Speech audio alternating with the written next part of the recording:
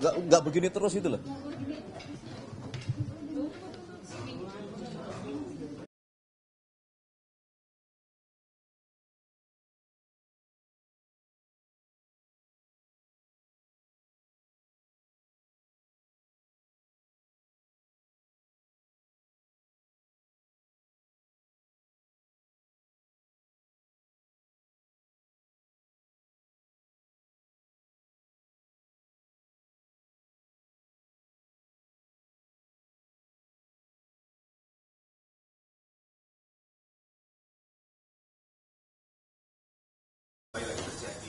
Tindakan apa yang telah dilakukan oleh pemerintah Mas untuk mengevaluasi ataupun menindak proses?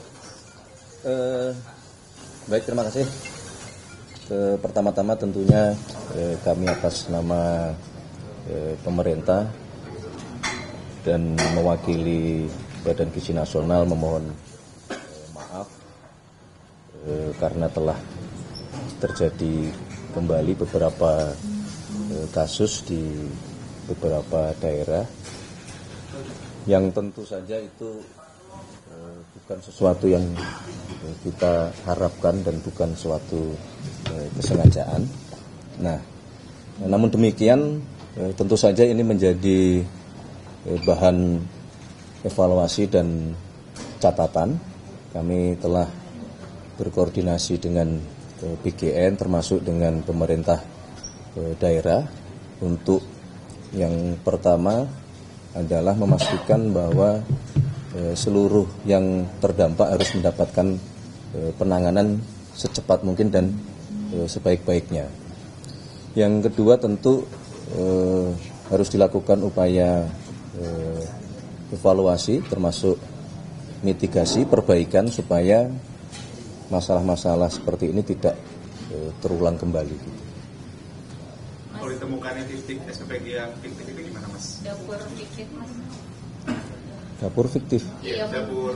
Ada temuan dari anggota DPR, kemudian viral di media sosial ada 5.000 dapur fiktif ribuan. Nanti coba kami cek juga dengan BGN. Mas, ada ide juga dari DPR terkait dengan MBG ini, ada ide dialihkan menggunakan pemberian uang tunai kepada orang tua. Itu memungkinkan? Kalau ide kan dari dulu banyak ya, dan bukan berarti ide ini tidak baik atau ini ide yang satu lebih baik, tidak. Tapi kemudian konsep yang sekarang dijalankan BGN itulah yang dianggap oleh pemerintah dan oleh BGN itulah yang terbaik untuk saat ini dikerjakan. Bahwa masih ada catatan-catatan, ya betul kita akui dan akan kita terus berkomitmen untuk kita perbaiki. Untuk dapurnya sendiri yang di wilayah nasional itu terkait pendidikan, apakah nanti akan transparan, dan yang kedua apakah ketika ditemukan bukti terjadinya kelalaian, apakah nanti ada semacam sanksi atau bagaimana? Harus dan sanksi kalau memang itu adalah faktor-faktor kesengajaan atau lalai di dalam melaksanakan SOP, ya, tentunya akan ada sanksi kepada SPPG yang dimaksud. Tetapi juga sanksi yang akan diterapkan jangan sampai kemudian itu mengganggu dari sisi operasional sehingga mengganggu penerima manfaat untuk tidak mendapatkan MBG ini. Artinya sanksi secara Mas, soal Bapak ini kan akan mau ke Amerika Serikat. Betul, baik. Memang ada undangan kepada Bapak Presiden untuk menghadiri sidang umum PBB di New York, dan beliau sedang mempertimbangkan untuk akan hadir karena berdasarkan informasi juga Bapak Presiden diberikan kesempatan untuk menyampaikan pidato. Kami kira ini juga sebuah penghormatan kepada bangsa Indonesia kalau Bapak Presiden kemudian memutuskan untuk berkenan hadir. Ketemu Trump juga nggak, Mas? Pak Prabowo? Belum tahu, kalau agendanya belum tahu. Tapi setelah itu akan ada juga, Mas? Belum tahu.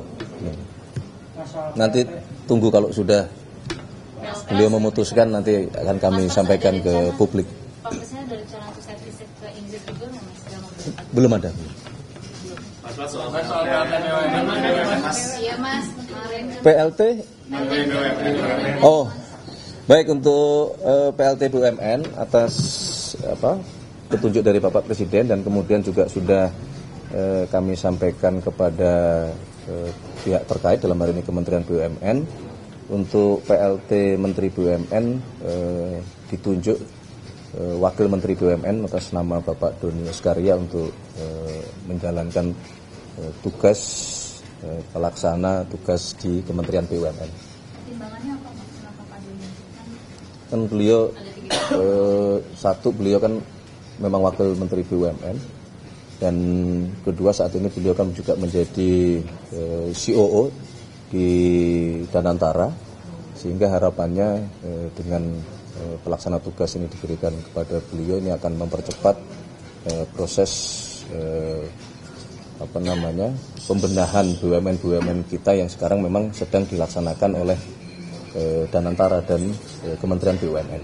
Sampai kapan kira-kira PLT? Sampai kapan? Belum tahu lah. Dan baru 2 hari. Mas, soal isu muncul Kementerian BUMN berlibur ke Danantara, Mas mungkin arahan dari pemerintah? Belum ada, belum. Nanti kita tunggu. Tapi apakah itu ada alasan? Ada kemungkinan. Tapi memang masih dalam proses kajian dan diskusi. Gimana berarti nanti ada alasan? Ada kemungkinan. Pertimbangan yang muncul apa aja, Mas? Untuk melebur itu, Mas? Karena strategi di Danantara. Ya, karena kalau pertimbangannya banyak ya. Salah satunya kan karena kemudian proses pelaksanaan pembinaan, kemudian manajemen perbaikan itu sekarang kan sedang dikerjakan oleh teman-teman di Danantara gitu. Mas Pras, hari ini lagi enggak ada pelantikan kepala badan, kepala BRIN. Pada biasa aja Mas. Ada nggak sih karena ada rencana? Belum ada. Oh, Belum ada. Jadi untuk hari ini belum ada Dalam waktu dekat akan ada rencana untuk adanya pelantikan. Dalam waktu dekat kepala BRIN akan yang baru akan dilantik. Belum ada. Tapi viral banget kan muncul beredar itu ada beberapa sosok gitu yang dimunculkan. Ya, kalau masalah viral ya kan kita tidak bisa menghalangi ya. Tapi belum ada. Hari ini rencana pergantian ataupun pelantikan, baik menteri, wakil menteri maupun kepala badan. Mas soal PLT Menteri BUMN berarti nanti sampai itu, Mas, sampai itu dilebur BUMN di Danantara apa nunggu? Apakah Ya belum tahu. Terkait reformasi kepolisian, Mas, ada muncul nama Pak Mahfud MD masuk ke dalam tim itu. Beliau dipertimbangkan nggak sih atau prosesnya seperti apa sejauh ini Mas? Ya, jadi berkenaan dengan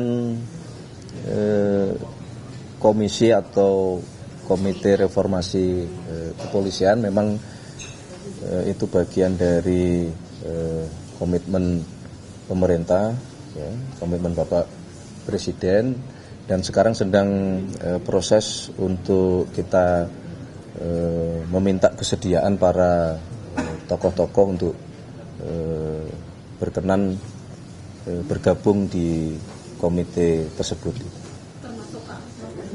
Termasuk salah satunya. Mas soal kebijakan pemerintah Mas soal impor BBM satu pintu untuk Pertamina ini pertama seperti apa sama evaluasi karena kan dampaknya pada SPBU swasta yang banyak tutup nih Mas. Itu ke Pak Menteri SDM lah sama Dirut Pertamina itu. Mas mau minta tanggapannya. Menkyu Purdaya bilang ke depan bulan depan akan mulai turun ke kementerian lembaga dengan anggaran yang besar. Kalau misalkan anggarannya nanti Oktober sampai Oktober akhir tidak optimal, itu nanti akan ditebar ke beberapa program-program lain. Misalkan kayak bantuan pemerintah kemarin sudah sempat disampaikan DPR. Pertanyaannya dari Pak Presiden sendiri mendukung nggak sih, atau nggak mungkin akan ada dorongan bagi kementerian nanti dalam tanda kutip kooperatif lah gitu apabila nanti Kementerian Keuangan turun gitu memantau anggaran secara langsung. Kalau menurut kami itu sesuatu yang memang harus dilakukan karena belanja pemerintah itu harus optimal, sehingga kalau Menteri Keuangan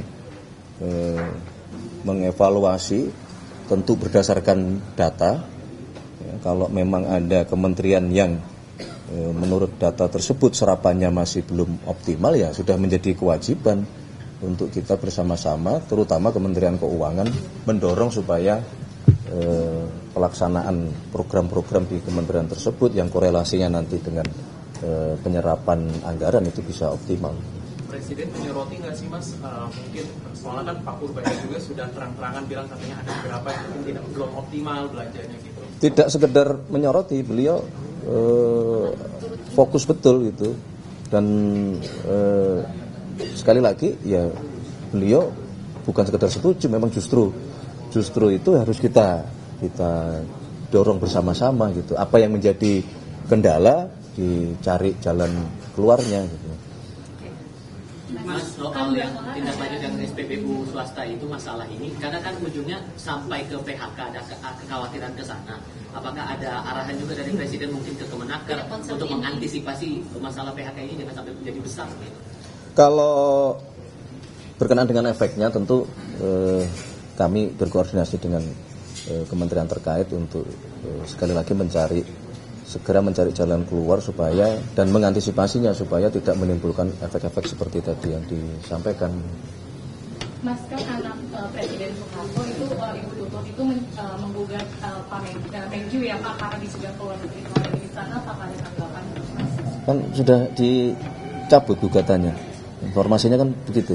Cuma kata PT UN belum ada informasi. Hah? Ya, nanti coba kita cek. Ya. Kalaupun ada, tentunya kita cari jalan keluar lah, kita berkomunikasi kan. Kami sendiri, mohon maaf, belum mempelajari isi dari gugatan beliau gitu. Masalah wamen yang masih ada jadi komisaris, kan sudah ada putusan MK yang melarang wamen. Ya, itu kan di dalam putusan memang memberi waktu ya kepada pemerintah, dan sebagaimana yang sudah saya sampaikan di beberapa kesempatan bahwa itu sedang dilakukan proses pembenahan di Danantara, ya, termasuk salah satunya adalah dalam rangka menindaklanjuti apa yang menjadi putusan Mahkamah Konstitusi. Mas, sudah ramai di sosial media soal gerakan anti sirene atau pro kantor itu Mas yang menolak misalnya yang digunakan fatwa untuk kirimnya ke kerja Mas, nah kalau dari pemerintah sendiri itu harapannya bagaimana? Ya, yang pertama tentu kami Kementerian Sekretariat Negara dulu juga sudah pernah membuat surat edaran kepada seluruh jajaran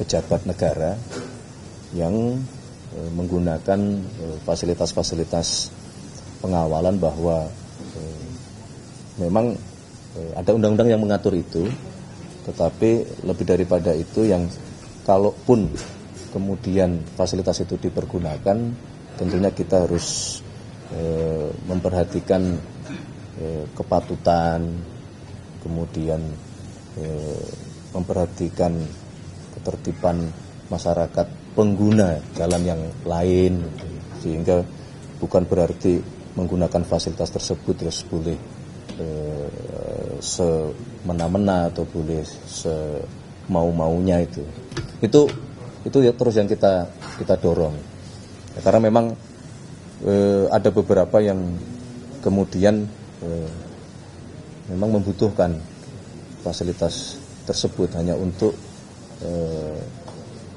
efektivitas waktu, tapi sekali lagi yang bisa kita lakukan adalah terus-menerus kita himbau bahwa fasilitas-fasilitas tersebut jangan dipergunakan untuk sesuatu yang melebihi batas-batas wajar, dan tetap kita harus memperhatikan dan menghormati pengguna jasa yang lain. Sebagaimana saudara-saudara perhatikan juga Bapak Presiden memberikan contoh gitu, bahwa beliau sendiri di dalam mendapatkan pengawalan di dalam berlalu lintas itu juga sering ikut bermacet-macet, kalaupun lampu merah juga berhenti ketika tidak ada sesuatu yang sangat terburu-buru harus mencapai tempat tertentu gitu. Semangatnya itu, Mas. Mas Pras, ada isu yang berbeda Mas tadi Mas, Kalau untuk negosiasinya kan dibilang kalau mau nambah 12 Apa? Freeport Mas yang 12 tambah 12% dan kemudian gratis itu negosiasi itu udah dimulai belum sih Mas, dan apakah gratis itu mungkin bentuknya? Pembicaraan memang sedang berlangsung, tapi untuk lebih jelasnya menurut pendapat saya mohon ditanyakan ke Pak Rosan sebagai Menteri Investasi atau kepada Pak Bahlil sebagai Menteri SDM. Oke, cukup. Reformasi kepolisian itu Mas, posisi dari Pak Ahmad Taufiri sebagai penasihat khusus Presiden apakah juga masuk struktur atau akan terpisah lagi? Apakah nanti akan ada koordinasi antara tim itu dengan? Ada kemungkinan masuk karena beliau sebagai penasihat khusus Bapak Presiden di bidang keamanan dan ketertiban masyarakat sekaligus reformasi kepolisian.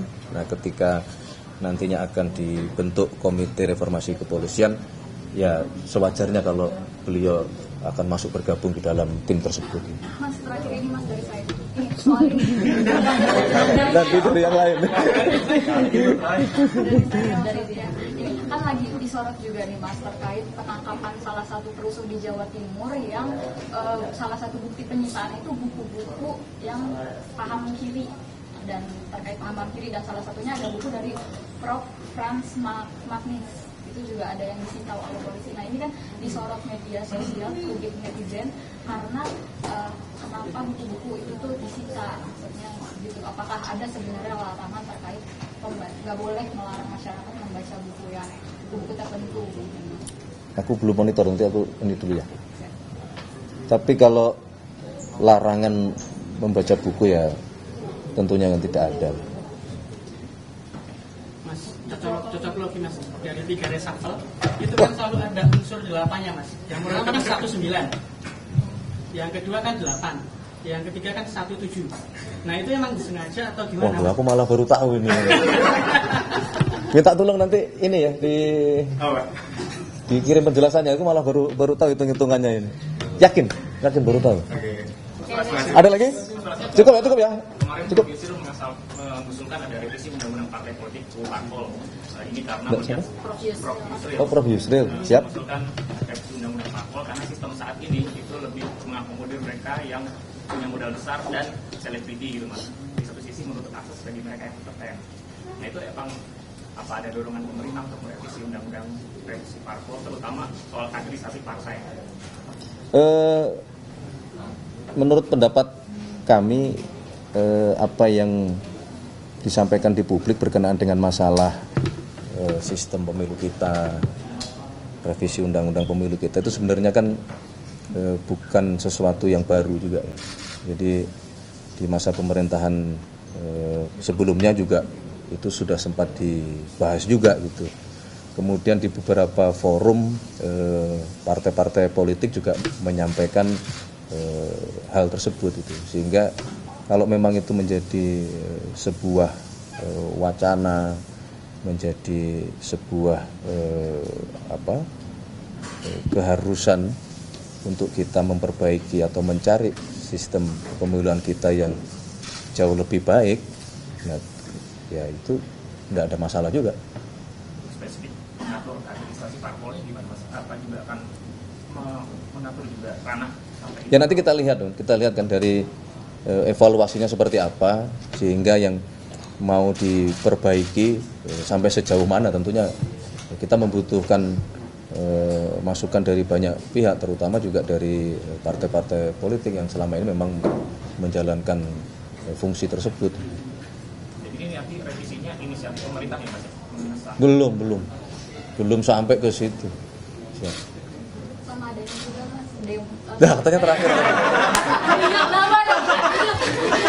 Ini kak yang ini benar-benar terakhir. Benar terakhir.